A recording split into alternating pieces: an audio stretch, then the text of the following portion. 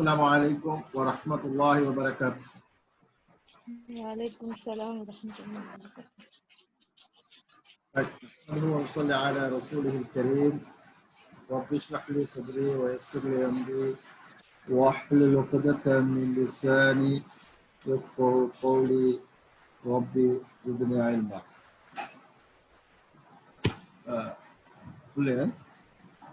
நாங்கள் எங்களோட பாடத்தில் தொடர்ந்து பார்த்துக்கணும் வந்ததுல கடைசியாக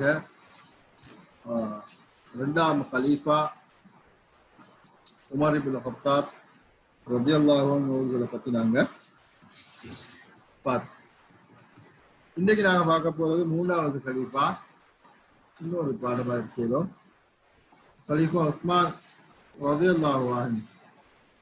கலீஃபா உஸ்மான் ரலியல்லாஹு அன்ஹு சொல்லி பார்க்கலாங்க. இன்றைக்கு பார்க்க போகிறோம். உஸ்மான் ரலியல்லாஹு அன்ஹு அவர்கள் பொறுத்தவரையில் மக்காவில் கிறிஸ்துக்கு பின் 576 பிறந்தார். அவர் எங்க பிறந்தார்? மக்காவில் பிறக்கிறார்.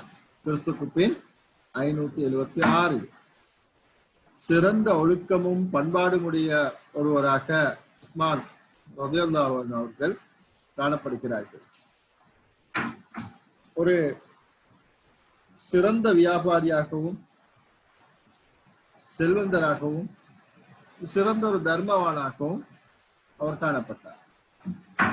அவரோட வாழ்க்கையில் எங்களுக்கு பார்க்கிறோம் நிறைய விஷயங்கள்ல நடந்து கொண்ட விதங்கள்.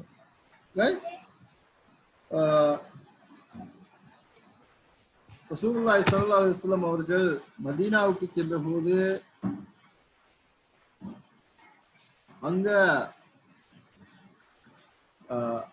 முஸ்லிம்களுக்கு தண்ணீர் பிரச்சனை ஏற்பட்ட நேரத்துல ஒரு யூதருக்கு சொந்தமான ஒரு கிணற்றை வாங்க வேண்டிய நிலை இருந்தது. ஒரு ரூமா என்ற அந்த கிணற்றை வாங்க உஸ்மான் ரலியல்லாஹு அன்ஹு அவர்கள்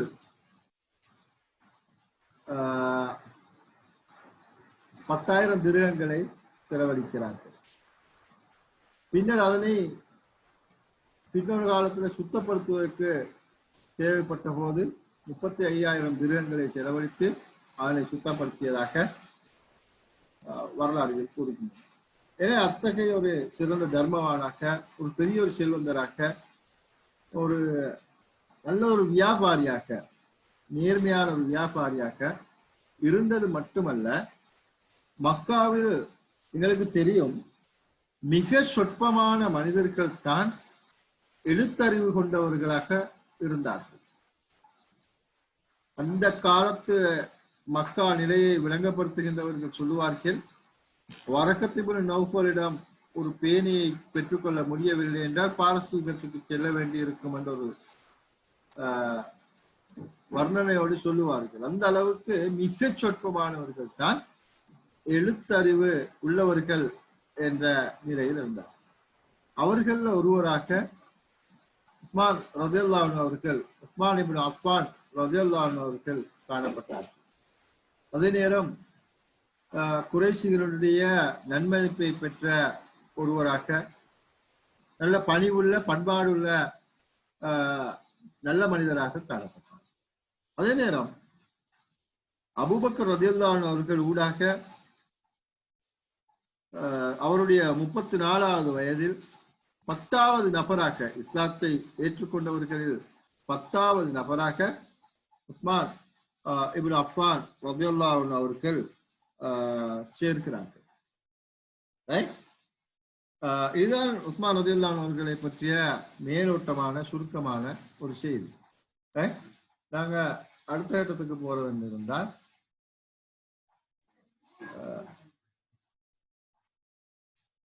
உஸ்மான் ரலியல்லாஹு அன்ஹு அவருடைய ஆளுமை பண்புகள் என்று நாங்கள் பார்க்கின்ற போது, குலஃபா உர் ராஷிதூன்கள் காலத்தில் ஆட்சியில் 3வது கலீஃபாவாக வரக்கூடியவர்கள் தான் உஸ்மான் இப்னு அஃபான் ரலியல்லாஹு அன்ஹு அவர்கள். அதே போல துன் நூரைன் என்ற சிறப்பு பெயரை பெறுகிறார்கள். அப்படி என்றால் ரசூலுல்லாஹி ஸல்லல்லாஹு அலைஹி வஸல்லம் அவர்களுடைய ஒரு மகளை திருமணம் முடித்திருந்தார். அந்த மகள் மரணித்ததற்கு பிறகு ரசூலுல்லாஹி ஸல்லல்லாஹு அலைஹி வஸல்லம் அவர்கள் தன்னுடைய அடுத்த மகளையும் உஸ்மான் ரலியல்லாஹு அன்ஹு அவர்களுக்கு திருமணம் முடித்துக் கொள்கிறார்கள். எனவேதான் வரலாற்றில் இரண்டு ஒளிகளை உடையவர் என்ற சிறப்பு பெயரால் அழைக்கப்படுகிறார்கள். மிகவும் கௌரவமான ஒரு மனிதர், சிறந்த பண்பாடு, சிறந்த கௌரவம் மிக்க ஒரு மனிதராக உஸ்மான் இப்னு அஃபான் ரலியல்லாஹு அன்ஹு அவர்கள் காணப்பட்டதை நாங்கள் பார்க்கிறோம். ரசூலுல்லாஹி ஸல்லல்லாஹு அலைஹி வஸல்லம் அவர்களே சொல்லி காட்டுகிறார்கள், வானவர்களே, வெட்கப்படுகின்ற ஒருவருக்கு நான் ஏன் வெட்கப்படக்கூடாது என்று ரசூலுல்லாஹி ஸல்லல்லாஹு அலைஹி வஸல்லம் அவர்களே சொல்லி காட்டியிருக்கிறார்கள். அது மட்டுமல்ல, உஸ்மான் இப்னு அஃபான் ரலியல்லாஹு அன்ஹு அவர்கள் ஒரு மிக சங்கையான மனிதர் என்பதை ரசூலுல்லாஹி ஸல்லல்லாஹு அலைஹி வஸல்லம் அவர்கள் சுட்டிக்காட்டி இருக்கிறார்கள். பல தடவைகளில் உஸ்மான் இப்னு அஃபான் ரலியல்லாஹு அன்ஹு அவர்களுடைய அந்த சங்கையான ஒரு மனிதர், நல்ல மனிதர், பணிவான ஒரு மனிதர், அல்லாஹ்வுக்கு மிக நெருக்கமான ஒரு மனிதர், அஷ்ரஃபுல் முபஷ்ஷரா, அதாவது சொர்க்கத்தை கொண்டு நன்மாராயம் கூறப்பட்ட 10 பேர்கள் ஒருவர் என்பதை எல்லாம் ரசூலுல்லாஹி ஸல்லல்லாஹு அலைஹி வஸல்லம் அவர்கள் சுட்டிக்காட்டி இருக்கின்ற வரலாறுகளை நாங்கள் பார்க்கிறோம். அபிசீனியாவுக்கான ஹிஜ்ரத்திலும் பின்னைய ஹிஜ்ரத்துக்களிலும் பங்கேற்ற ஒரு தோழராகவும் உஸ்மான் இப்னு அஃபான் ரலியல்லாஹு அன்ஹு அவர்கள் காணப்பட்டார்கள். மக்காவில் இருந்து சில மனிதர்கள், அதாவது சில சஹாபாக்கள் அபிசீனியாவுக்கு ஹிஜ்ரத் சென்ற போது குறைஷிகளுக்கு அது ஒரு பெரிய அடியாக இருந்தது. அதுல மிக முக்கியமான ஒரு நபர் தான் உஸ்மான் இப்னு அஃபான் ரலியல்லாஹு அன்ஹு அவர்கள். உஸ்மானும் குறைஷிகளுடைய தொல்லை தாங்க முடியாமல் போய்விட்டார் என்று சொல்கின்ற ஒரு மனோநிலை குறைஷிகளுக்கு மிகவும் பாதிப்பானதாக இருந்தது. அத்தகைய ஒரு பண்பாடுள்ள மனிதராக அவர் காணப்பட்டார். அதே நேரம் முன்னைய ஹலீஃபாக்களுடைய அபூபக்கர் ரலியல்லாஹு அன்ஹு, உமர் இப்னு ஹத்தாப் ரலியல்லாஹு அன்ஹு போன்றவர்களுடைய அமைச்சரவையில் முக்கிய உறுப்பினராக, முக்கிய ஒரு ஆலோசகராக, முன்னைய ஹலீஃபாவுக்கு ஒரு அட்வைசராக, அதே நேரம் அவர்களுடைய அமைச்சரவையில் முக்கிய பணிகளை பொறுப்பெடுத்தவர்களாக எல்லாம் உஸ்மான் இப்னு அஃபான் ரலியல்லாஹு அன்ஹு அவர்கள் காணப்பட்டிருப்பதை நாங்கள் பார்க்கிறோம். நான் ஏற்கனவே சொன்னது போல மதீனா ஹிஜ்ரத்தின் போது முஸ்லிம்களுக்கு தண்ணீர் பிரச்சனை ஏற்பட்ட நேரம் பேரூமாவை வாங்கியதும் அதனை புனர் நிர்மாணம் செய்வதற்காக பெரிய ஒரு தொகை பணத்தை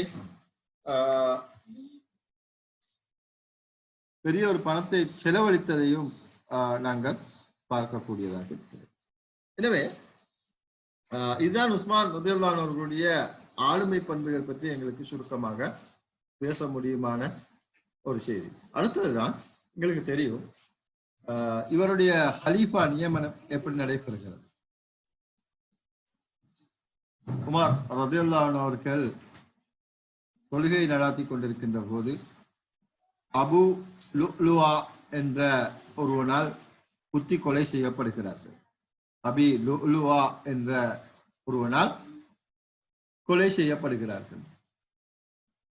அப்போது அமீருல் முஃமினீன் கலீஃபா உமர் ரலியல்லாஹு அன்ஹு அவர்கள் மரணப்படுக்கையில் இருக்கின்ற போது சஹாபாக்கள் கேட்கிறார்கள், அமீருல் முஃமினீன் அவர்களே, எங்களுக்கு வசியத்து செய்யுங்கள், மேலும் உங்களுக்கு பின்னால் ஒருவரை கலீஃபாவாக நியமியுங்கள். அதற்கு உமர் ரலியல்லாஹு அன்ஹு அவர்கள் சொல்கிறார்கள், அஷ்ரத்துல் முபஷ்ஷராவில் மீதமுள்ள 60 ஒருவரையே நான் காண்கின்றேன்.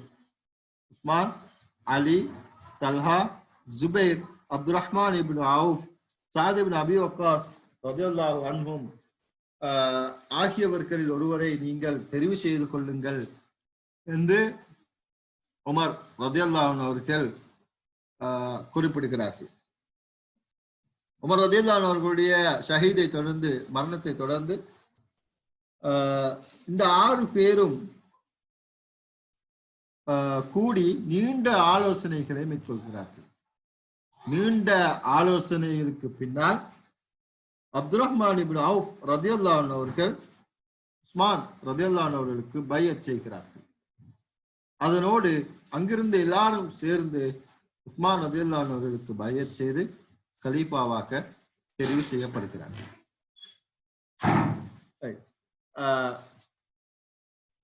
அவர்களுடைய பணிகளும் பங்களிப்புகளும் என்ற விஷயத்தை நாங்கள் பார்க்கிற நேரம் உஸ்மான் ரலியல்லாஹு அன்ஹு அவர்கள் ஜாமிஉல் குர்ஆன் என்ற பெயரால் அழைக்கப்படுகிறார்கள். காரணம் என்னென்றால் அல் குர்ஆனை பாதுகாத்தவர், அதாவது அல் குர்ஆனின் பக்கம் மனிதர்களை ஒன்று சேர்த்தவர் என்ற ஒரு சிறப்பு பெயர் அவருக்கு இருக்கிறார். எனக்கு தெரியும் உஸ்மான் ரலியல்லாஹு அன்ஹு அவர்களுடைய காலத்துல நடைபெற்ற ஒரு யுத்தம், ஆர்மேனிய யுத்தத்தில் வைத்து அங்கிருந்த யுத்தத்துக்கு தலைமை தாங்கி சென்ற நபித்தோழர் ஒரு முக்கியமான விஷயத்தை அவதானிக்கிறார். கிலாபத்தில் பல இடங்களில் இருந்தும் வந்தவர்கள் அந்த யுத்தத்தில் கலந்து கொண்டார்கள். அவர்கள் ஒவ்வொருவரும் அவரவருடைய ஊர் வளமைக்கேற்ப அல்லது அவர்கள் தெரிந்த மாதிரி குர்ஆனை ஓதுவதை அவர் காண்கிறார். எனவே இது ஒரு குர்ஆனுடைய அசல் நிலைமைக்கு ஒரு பாதிப்பாக அமையக்கூடும் என்று கருதிய அந்த தோழர் உஸ்மான் ரலியல்லாஹு அன்ஹு அவர்களிடம் இதனை முறையிடுகிறார்கள்.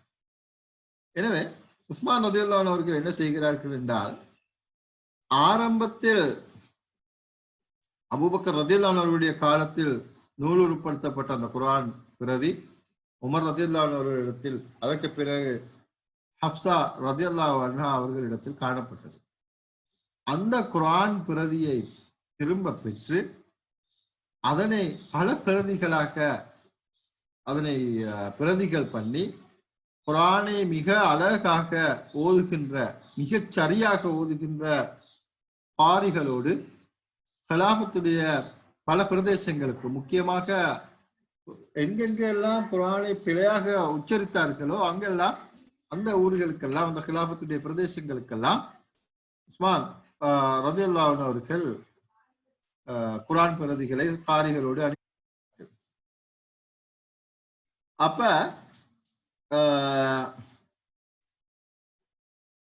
அனுப்பி வைத்து அங்க அவர்கள் குர்ஆனை அந்த பிரதேசத்து மக்களுக்கு உச்சரிக்கின்ற முறையெல்லாம் ஓதி காட்டி ஒழுங்குபடுத்தி கொடுத்து விட்டு பிழையாக ஓதப்பட்ட குர்ஆன் பிரதிகளை எடுத்து எரித்து விடுகிறார்கள். எனவேதான் உஸ்மான் ரலியல்லாஹு அன்ஹு அவர்கள் வரலாறு ஜாமிஉல் குர்ஆன் என அழைக்கப்படுகிறார். அதே போல மிக முக்கியமாக இஸ்லாமிய கிலாபத்தை விரிவாக்குகின்ற அல்லது அதனை பாதுகாக்கின்ற நடவடிக்கைகளில் கடற்படையை உருவாக்குதல் என்ற ஒரு விஷயம் வருகிறது. அதாவது இதுக்கு முன்னர் இஸ்லாமிய இராணுவத்தில் கடற்படை என்ற ஒரு பிரிவு காணப்படவில்லை. உஸ்மான் ரலியல்லாஹு அன்ஹு அவர்களுடைய காலத்தில் தான் காணப்படுகிறது. ஆட்சியினுடைய விஸ்தரிப்பும் மிக விசாலமாக நடைபெறுகிறது. அதே போல அரசியல் மற்றும் நிர்வாக ரீதியான பங்களிப்புகள் நிறையவே உஸ்மான் ரலியல்லாஹு அன்ஹு அவர்கள் பொறுத்தவற்றில் காணப்படுவதை நாங்கள் பார்க்கிறோம். அதே போல அபிவிருத்தி பணிகள் என்று ஏராளமான பணிகளை செய்கிறார். மிக முக்கியமாக உஸ்மான் இப்னு அஃபான் ரலியல்லாஹு அன்ஹு அவர்களுடைய காலத்துல இஸ்லாமிய கிலாபத்தினுடைய மிக முக்கியமான ஒரு விஷயம் நடைமுறைப்படுத்தப்படுவதை நாங்கள் பார்க்கிறோம். உஸ்மான் ரலியல்லாஹு அன்ஹு அவர்களுடைய ஒரு கூற்று இருக்கிறது, அல்லாஹ் குர்ஆனினால் சாதிக்க முடியாததை ஆட்சியினால் சாதிக்கிறான். குர்ஆனுடைய வழியில் ஒரு சமூகத்தை கட்டியெழுப்ப வேண்டுமாக இருந்தால் அதற்கு அத்தகைய, அதாவது நீதியான ஆட்சியாளர்கள் இருப்பதுதான் பொருத்தம் என்பது மிக முக்கியமான விஷயம்.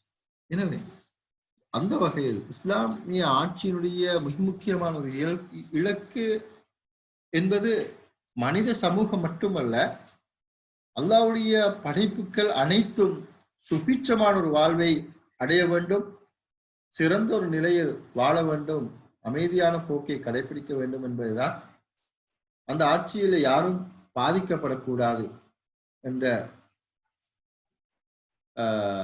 நிலைப்பாடுதான் இருக்கிறது. எனவே அந்த நிலைப்பாட்டை நடைமுறைப்படுத்துவதை போல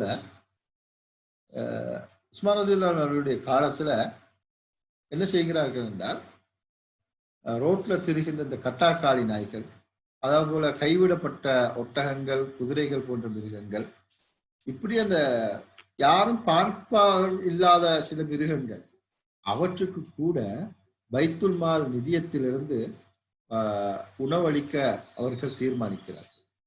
இது ஒரு சிறந்த ஒரு வழிமுறையாக இருக்கிறது. மனிதர்களை மட்டுமல்ல அந்த ஹலீஃபா, இஸ்லாமிய ஹலீஃபாக்கள் நிர்வகித்தார்கள், அதாவது போஷித்தார்கள்.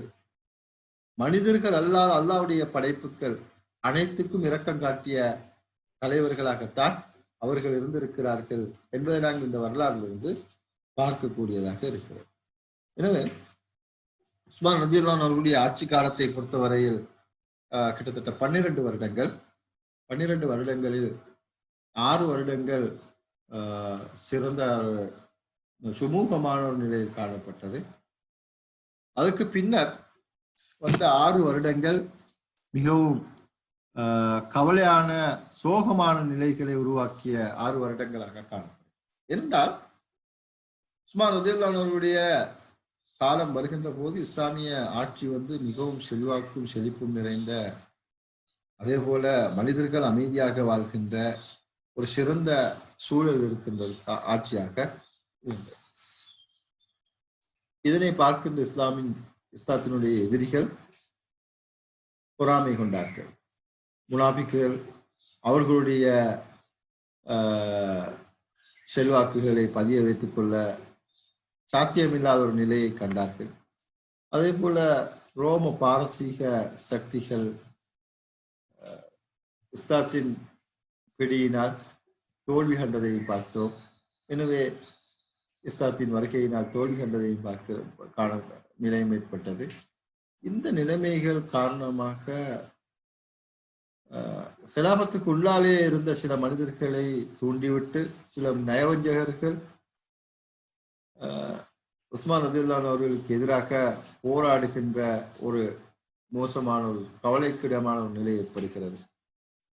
ரசூலுல்லாஹி ஸல்லல்லாஹு அலைஹி வஸல்லம் அவர்கள் கூட ஒரு கட்டத்தில் உஸ்மான் ரலியல்லாஹு அன்ஹு அவர்களை பார்த்து சொல்கிறார்கள், உஸ்மான், அல்லாஹ் உமக்கு ஒரு சட்டையை அணிவிப்பான், எதிரிகள் அதனை கலட்டுமாறு உம்மை வற்புறுத்துவார்கள், நீர் அதனை கலட்டி விட வேண்டாம் என்று உஸ்மான் ரலியல்லாஹு அன்ஹு அவர்களிடம் ரசூலுல்லாஹி ஸல்லல்லாஹு அலைஹி வஸல்லம் அவர்கள் முன்னறிவிப்பு செய்கிறார்கள். உஸ்மான் ரலியல்லாஹு அன்ஹு அவர்கள் சிறந்த ஆட்சியை நடத்தினாலும் எதிரிகளுடைய இந்த மோசமான சதித்திட்டங்கள்னால் இஸ்லாமிய ஆட்சிக்குள்ளால் பெரிய ஒரு குழப்ப நிலை ஏற்படுகிறது. கடைசியில் உஸ்மான் ரலியல்லாஹு அன்ஹு அவர்கள் நீண்ட நாட்கள் அவருடைய வீடு முற்றுகையிடப்பட்ட பின்னர் ஷஹீதாக்கப்படுகிறார்கள். ஒரு சிறந்த பணிவுள்ள, நல்ல பண்பாடுகள் உள்ள ஒரு மனிதர், ஒரு ஆட்சியாளர், சிறந்த ஒரு ஆட்சியாளர், அல்லாஹ்வும் அல்லாஹ்வுடைய தூதரும் அதிகமாக நேசித்த ஒரு மனிதரை அன்றைய அந்த சதிகாரர்கள் கொலை செய்து விடுகிறார்கள் என்பதுதான் உண்மை. எனவே இது ஒரு சுருக்கமான ஒரு பாடம். இதோட நான் இந்த பாடத்தை முடிச்சிய. سبحانك اللهم وبحمدك أشهد